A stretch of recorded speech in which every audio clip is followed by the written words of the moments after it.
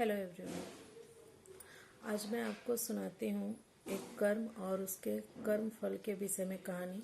मैं कुछ भी अच्छा कुछ सुनती हूँ या कहीं से पढ़ती हूँ तो सोचती हूँ आपके साथ शेयर करूँ। तो आज मैंने पढ़ा अभी मैंने जस्ट पढ़ा तो मुझे अच्छा लगा, तो मैं आपको बताती हूँ कि कर्म और उस कर्म के फल से रिलेटेड एक कहानी है, वो मैं आपको सुनाने जा रही हूँ। किसी गांव में एक सज्जन रहते थे। उनके घर के सामने एक सुनार का घर था। सुनार के पास सोना आता रहता था और वो गढ़ के ज्वेलरी बना के देता रहता था। ऐसे वो पैसे कमाता था। एक दिन उसके पास अधिक सोना जमा हो गया और इस बात का पता रात्रि में पहरा देने वाले सिपाही को इस बात का पता लग गया कि उस सुनार के पास आज ज़्यादा सोना आया है। तो उस पहरेदार ने रात्रि में उस सुनार को मार दिया और जिस बक्से में सोना रखा था उसे उठाकर चल दिया। इस बीच सामने रहने वाले जो सज्जन थे उनको लघुशंका के लिए उठकर बाहर आए। उन्होंने पहरेदार को पकड़ लिया कि तू इस बक्से को कैसे ले जा सकता है। तो पहरेदार ने कहा कि तुम भी चुप रहो, हल्ला मत करो, इसमें से कुछ तुम भी ले लो, कुछ मैं ले लेता हूँ। तो सज्जन जो थे वो बोले कि मैं कैसे ले लूँ, मैं चोर थोड़ी ही हूँ जो मैं ले लूँगा। तो पहरेदार ने कहा कि देख, तू समझ जा, मेरी बात मान ले, नहीं तो दुख पाएगा। पर वो जो सज्जन थे वो माने नहीं, उनका दिल नहीं किया कि मैं चोरी में इसका साथ दूँ। तो पहरेदार ने जो था वो बक्से को नीचे रख दिया और उस सज्जन को पकड़कर जोर से जो सीटी लिया था उसको बजा दिया अपना। सीटी सुनते ही जगह जगह पे पहरा देने वाले जो और पहरेदार थे, सिपाही थे, वो लोग दौड़कर वहां आ गए। उसने सबसे यही कहा कि जो उसे लगा कि वो सज्जन नहीं मान रहे थे, तो वो उल्टे उन्हें ही फंसा दिया और उनको बोला कि देखो, ये बक्सा लेके जा रहे थे, मैंने इनको पकड़ लिया है। तब सिपाहियों ने घर में घुसकर देखा कि सुनार मरा पड़ा है। उन्होंने उस सज्जन को पकड़ लिया और राजकीय आदमियों के हवाले कर दिया। जज के सामने बहस हुई तो उस सज्जन ने कहा कि मैंने नहीं मारा है, उस पहरेदार सिपाही ने मारा है। सब सिपाही आपस में मिले हुए थे। उन्होंने कहा कि नहीं, इसी ने मारा है, हमें खुद रात्रि में इसे पकड़ा था।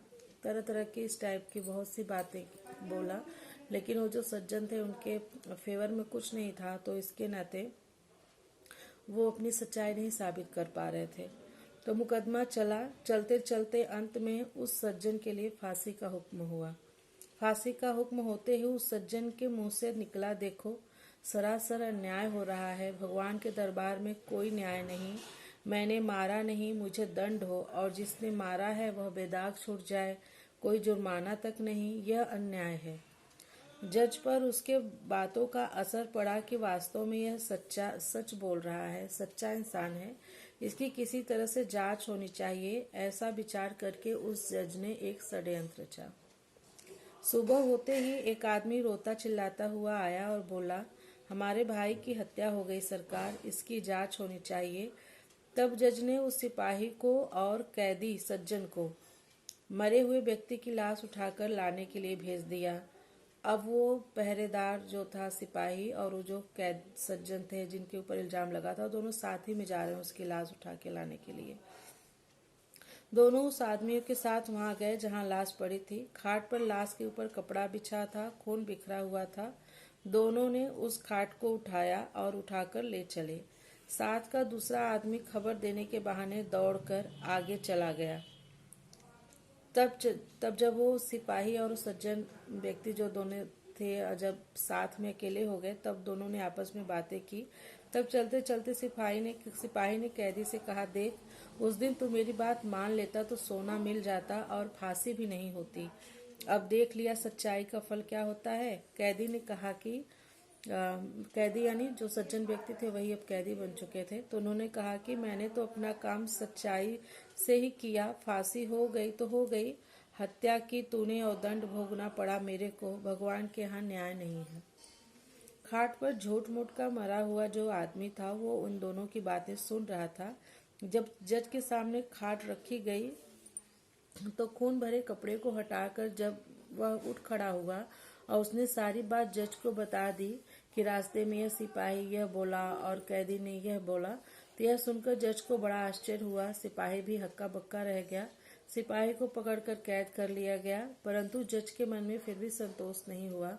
तो उसने कैदी को एकांत में बुलाकर कहा कि इस मामले में तो मैं तुम्हें निर्दोष मानता हूँ, पर सच सच बताओ कि इस जन्म में तुमने कोई हत्या की है क्या? वह बोला, बहुत पहले की घटना है। एक दुष्ट था जो छिपकर मेरे घर पर मेरी स्त्री के पास आया करता था। मैंने अपनी स्त्री को तथा उसको अलग अलग खूब समझाया, पर वह माना नहीं। एक रात वह घर पर था और अचानक मैं आ गया। मेरे को गुस्सा आया हुआ था।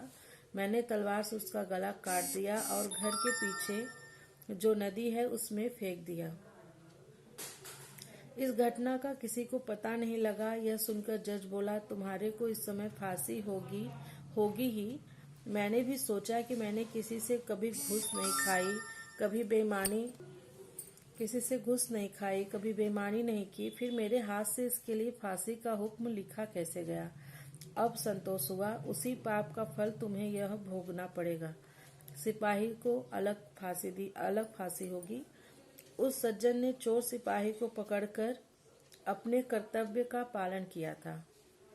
फिर उसको जो दंड मिला है वह उसके कर्तव्य पालन का फल नहीं है, प्रत्युत उसने बहुत पहले जो हत्या की थी उस हत्या का फल है। कारण कि मनुष्य को अपनी रक्षा करने का अधिकार है, मारने का अधिकार नहीं है। मारने का अधिकार रक्षक, क्षत्रिय का, राजा का है।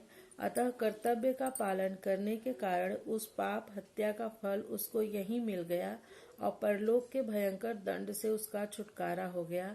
कारण कि इस लोक में जो दंड भोग लिया जाता है उसका थोड़े में ही छुटकारा हो जाता है, थोड़े में ही शुद्धि हो जाती है, नहीं तो परलोक में बड़ा भयंकर ब्याज सहित दंड भोगना पड़ता है। इस कहानी से यह पता लगता है कि मनुष्य के कब किए हुए पाप का फल कब मिलेगा इसका कुछ पता नहीं। भगवान का विधान विचित्र है। जब तक पुराने पुण्य प्रबल रहते हैं तब तक उग्र पाप का फल भी तत्काल नहीं मिलता।